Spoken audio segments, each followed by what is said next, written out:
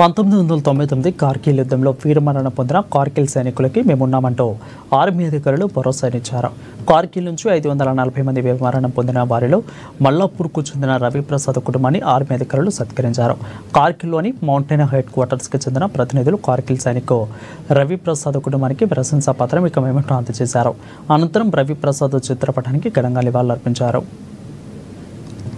ఇక్కడ HPS Ravi Prasad agencies అనే పేరుతో 20 సంవత్సరాల నుంచి నడుపుతున్నాను. మే 28వ తారీఖున హెలికాప్టర్ బ్లాస్ట్లో చనిపోయారు.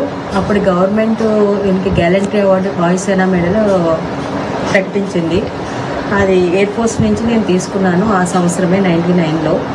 ప్రస్తుతానికి ఏంటంటే ఈరోజు యాక్చువల్గా ఆయన పుట్టినరోజు కూడా ఆగస్టు 15 రవిప్రసాద్ గారిది పుట్టినరోజు కాబట్టి నేను గర్వంగాను ఫీల్ అవుతున్నాను. ఎందుకంటే నాకు ఆయన మేనమామ అవుతాడు.